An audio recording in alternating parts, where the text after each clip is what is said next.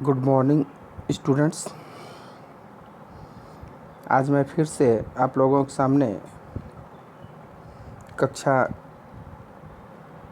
11 का बीता आरोह भाग 1 से गद्य खंड का पहला चैप्टर नमक का दरोगा का चौथा भाग वीडियो लेकर के उपस्थित हुआ हूँ। अभी तक आपने देखा है कि किस प्रकार से मुंशी बंशीधर न्याय और कर्तव्य निष्ठा तथा ईमानदारी के राह पर चलते हुए पंडित अलोपी दिन को गिरफ्तार करते हैं। पंडित अलोपी दिन उन्हें पैसों का लालच देते हैं, लेकिन धर्म के आगे धन पराजित हुआ वहाँ पर। परंतु जब पंडित अलोपी दिन को न्यायालय में पेश किया गया तो वहाँ पर धन धर्म को पराजित करता है। पंडित जी के पक्ष में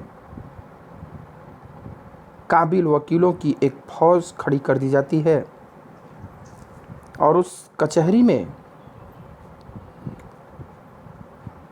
मुंशी, वकील, अर्दली, यहाँ तक कि न्याय अर्थात जज भी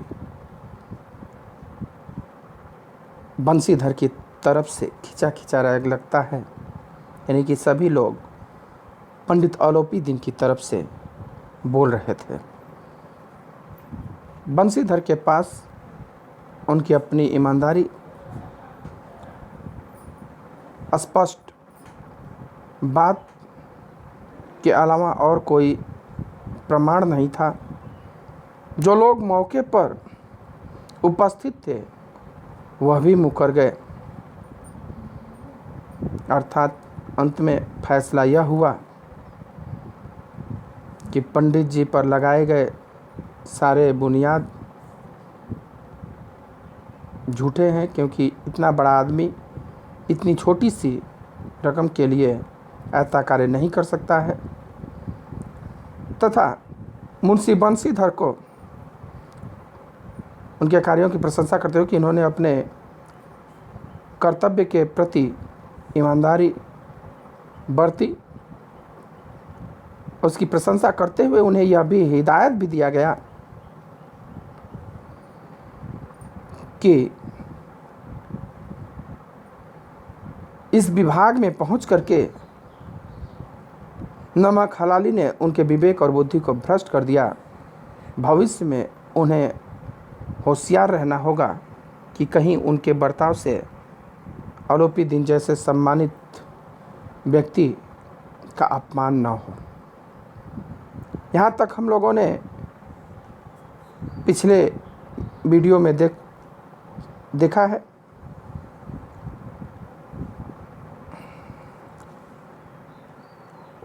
वकीलों ने यह फैसला सुना और उछल पड़े। पंडित अलोपी दिन मुस्कुराते हुए बाहर निकले। स्वजन बांधवों ने रुपयों की लूट की। उदारता का सागर उमड़ पड़ा। न्यायालय से पंडित अलोपी दिन बाइज्जत बरी हो गए। वकील इस फैसले से खुशी से उछल पड़े और जो उनके परिवार के लोग, उनके चहेते, उनके अपने लोग थे, वहाँ लगे पंडित जी के बाइज्जत बरी होने की खुशी में रुपयों की बरसात करने लगे, रुपया लुटाने लगे।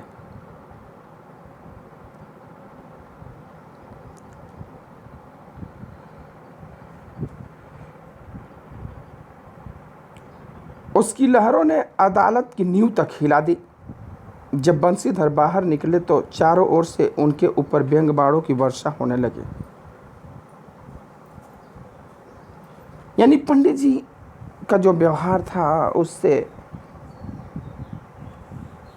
बंशीधर ने देखा कि न्याय मिलना मुश्किल है।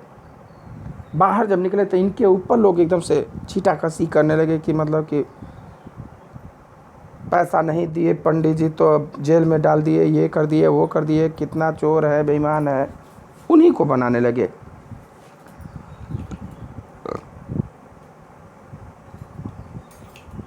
चपरासियों ने झुक झुक कर सलाम किए, किंतु इस समय एक एक कटु वाक्य, एक एक संकेत उनकी गर्वाग्नि को प्रज्वलित कर रहा था।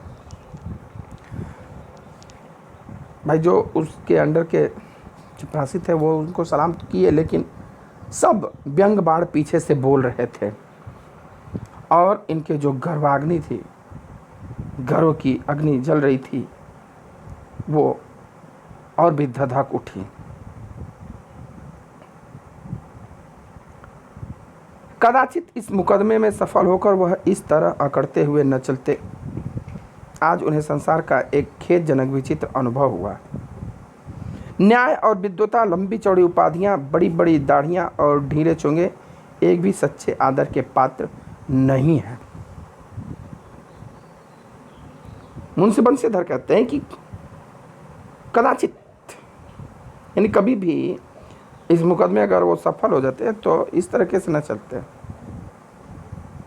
परंतु आज उन्हें एक विचित्र सा अनुभव हुआ कि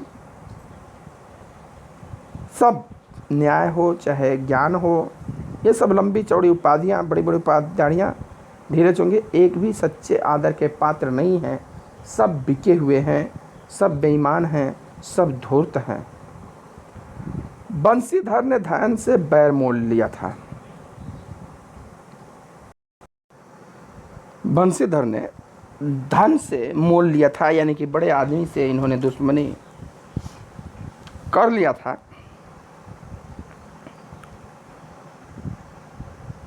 उसका मूल्य चुकाना अनिवार्य था। जब बड़े आदमी से दुश्मनी किया तो भाई उसका परिणाम तो भुगतना ही होगा। कठिनता से एक सप्ताह बीता होगा कि मुअत्तली का परवान आ पहुंचा। बड़े मुश्किल से एक आध सप्ताह बीता होगा कि सस्पेंशन ऑर्डर आ गया, उन्हें सस्पेंड कर दिया गया, कार्यपरायणता का दंड मिला। बेचारे भग्न हृदय में न टूटे हुए दिल के साथ शोक और खेद से व्यथित घर को चले। अब करते क्या?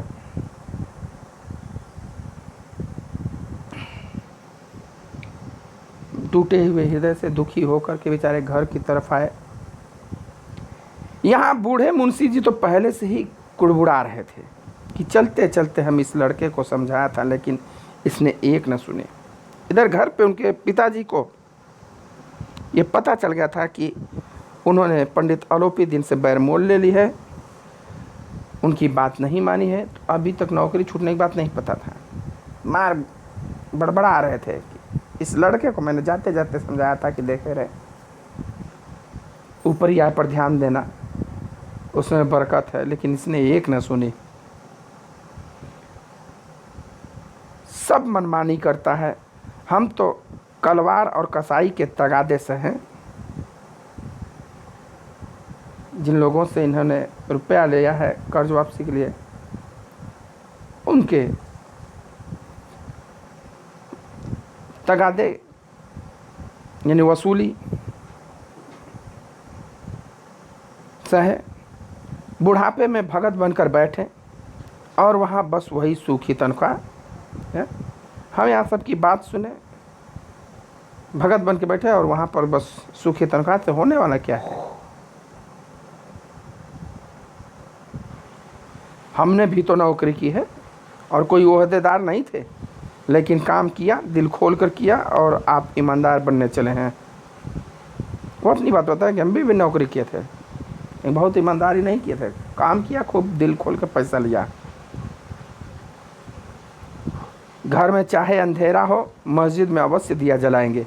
खेद ऐसी समझ पर पढ़ना लिखना सब अकारथ गया।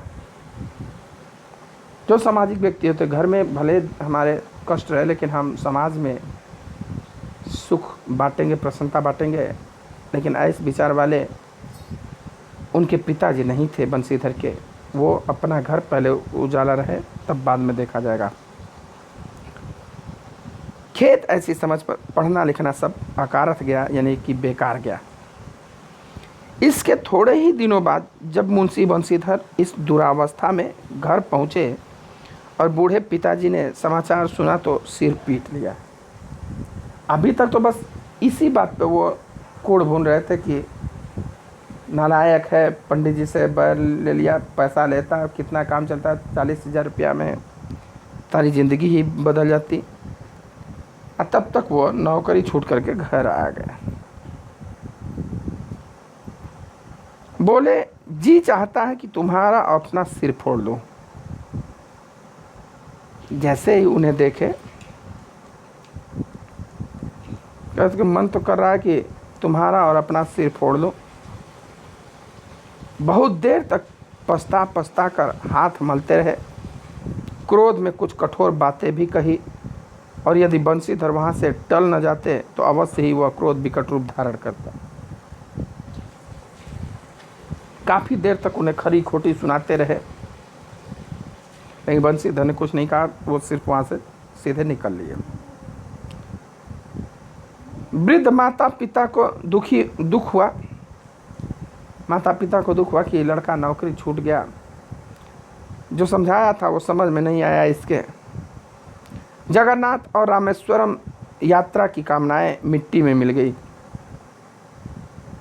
नौकरी लग गई, सोचे कि बहुत अब कमाई वाली है, अब हम लोग तीर्थ यात्रा करने जाएंगे, चारों धाम यात्रा करेंगे। पत्नी ने तो कई दिनों तक सीधे मुंह से बात भी नहीं की। नौकरी छोड़ करके पति आ गए तो कई दिनों तक बात नहीं की, गुस्सा थे। अब उनका भाई गहना सना कैसे बनेगा। इसी प्रकार एक सप्ताह बीत गया। संध्या का समय था। बूढ़े मुंशी जी बैठे राम नाम की माला जप रहे थे। पूरा घर में मतलब कि रोज कोलाहल हलचल। सप्ताह भर बीत गया। एक दिन शाम को बूढ़े मुंशी जी बैठे थे, भक्त भजन कर रहे थे। इसी समय उनके द्वार पर सजा हुआ रथ आकर रुका।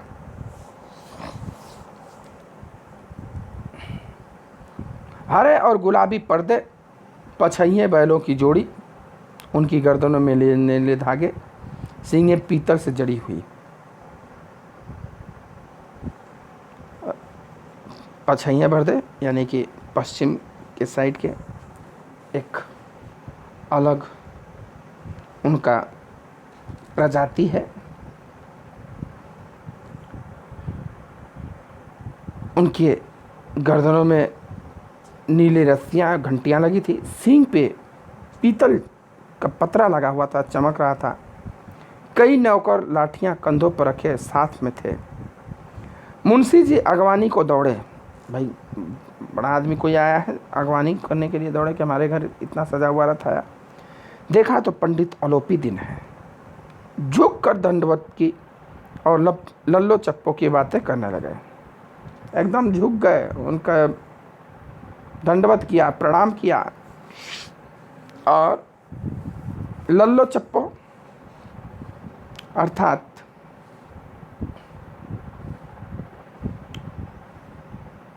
खुशामद करने वाली बात करने लगे, चापलूसी वाली बात।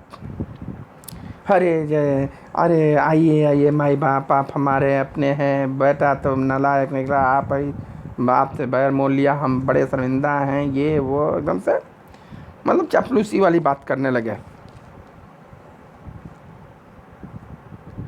हमारा भाग्य उदय हुआ जो आपके चरण इस द्वार पर आए। कि भाई हमारा तो भाग्य उदय हो गया, बड़े भाग्यशाली हम हुए कि आप हमारे घर आए। आप हमारे पूज्य देवता हैं, आपको कौन सा मुंह दिखावें, मुंह में तो कालिख लगी हुई है। मतलब अब कितनी अपने बेटे को नालायक साबित करके उनको भगवान साबित कर रहे हैं कि आप हमारे लिए पूज्य हैं, भगवान हैं, लेकिन हमारे बेटे की वजह से हमारे मुंह पर कालिख लगी हुई, आपका अपमान किया है, हम आपको कौन सा मुंह दिखलाएं। किंतु क्या करें, लड़का अभागा का पूत है, नहीं तो आपसे क्यों मुंह छिपाना पड़ता। भाई आपकी हाँ में हाँ मिलाता तो आपके सामने हमारी भी इज्जत रहती है, क्यों मुंह छिपाना पड़ता। ईश्वर ने संतान चाहे रखे पर ऐसी संतान न दे। देखिए कितना मतलब आदमी ये संसार लालची है, स्वार्थी है कि अब अपने ही बेटे को भरे बुरे करें। इतना आलोपी दिन ने कहा नहीं भाई साहब ऐसा ना कहिए, परंतु पंडित जी तो उस हीरे को समझ गए थे। कहा जाता ना हीरे की परख जौहरी को ही होती है। पंडित जी भले बेईमान थे लेकिन उन्हें ईमानदार व्यक्तियों की परख थी कि कौन ईमानदार है और कौन बेईमान है। क्या नहीं भाई साहब ऐसा न कहिए। मुंशी जी ने चकित होकर कहा ऐसी संतान को और क्या कहूँ, ऐसी संतान को मैं और क्या कहूँ।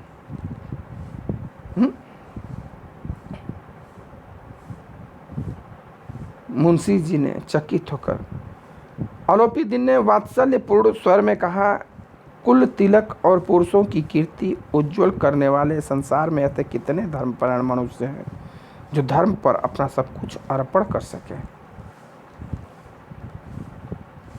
पंडित जी ने कहा बड़े ही प्रेम पूर्ण भाषा में, कुल तिलक परिवार का श्रेष्ठ व्यक्ति, परिवार का श्रेष्ठ व्यक्ति और पुरुषों की कीर्ति उज्जवल करने वाले, यानी अपने परिवार का मान सम्मान बढ़ाने वाले संसार में ऐसे कितने धर्मपरायण मनुष्य हैं, बहुत कम हैं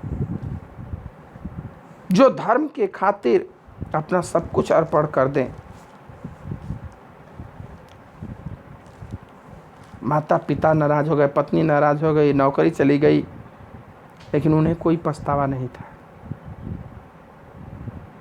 पंडित आलोपी दिन ने बंशीधर से कहा दरोगा जी इसे खुशामद न समझिएगा, खुशामद करने के लिए मुझे इतना कष्ट उठाने की जरूरत न थी। मुंशी बंशीधर से उन्होंने कहा कि इसे खुशामद मत समझिएगा कि हम आपकी खुशामद कर रहे हैं, पछतावा कर रहे हैं या आपको खुश करने की कोशिश कर रहे हैं। अगर मुझे खुशामद करना तो आपको हम बुलवा लेते, यहाँ आने की ज़रूरत नहीं थी मुझे।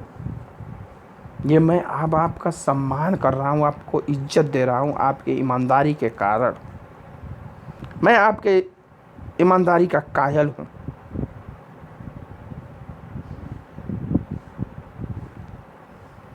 उस रात को आपने अपने अधिकार बल से मुझे अपनी हिरासत में लिया था,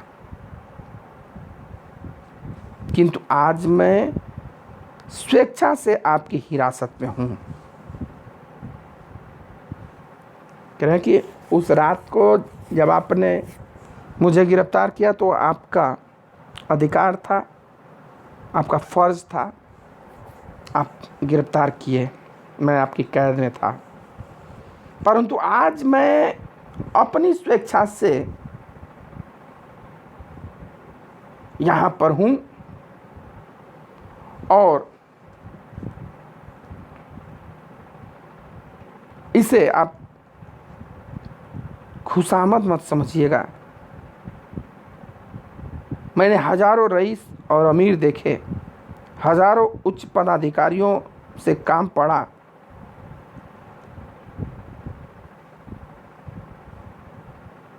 किंतु मुझे परास्त किया तो आपने। कि मैंने बहुत से अपने जीवन में अमीर देखे, अधिकारी देखे, रईस देखे, सज्जन, किंतु मुझे अगर किसी ने पराजित किया है तो वो आपने। मैं आपके कर्तव्य निष्ठता और ईमानदारी का कायल हो गया हूँ। मैंने सबको अपना और अपने धन का गुलाम बनाकर छोड़ दिया। क्या ना, मैंने सबको अपना और अपने धन का गुलाम बनाकर छोड़ दिया, जिसको चाहा उसको मैंने खरीद दिया।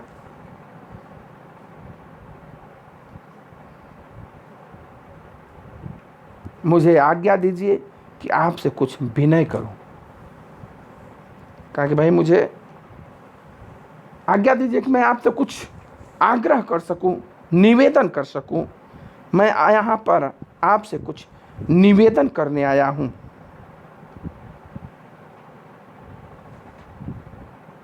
मैं आपकी खुशामद करने नहीं आया हूं, जी हुजूरी करने नहीं आया हूं, आपके ईमानदारी का कायल हूं, वास्तव में आपका सम्मान करने आया हूं। अगर आपकी आज्ञा हो तो मैं कुछ निवेदन करूं, अनुनय विनय करूं। चलिए ठीक है, अब आज के वीडियो में इतना ही। अब अगला भाग अगले वीडियो में बताएंगे। तब तक के लिए धन्यवाद। अगर वीडियो में कुछ समझ में ना आए तो आप हमें कॉल करके या कमेंट करके पूछ सकते हैं। वीडियो अच्छा लगे तो लाइक शेयर और कमेंट ज़रूर करिए। अपने दोस्तों को सबको मोटिवेट करिए, सबको देखने के लिए प्रेरित करिए। धन्यवाद।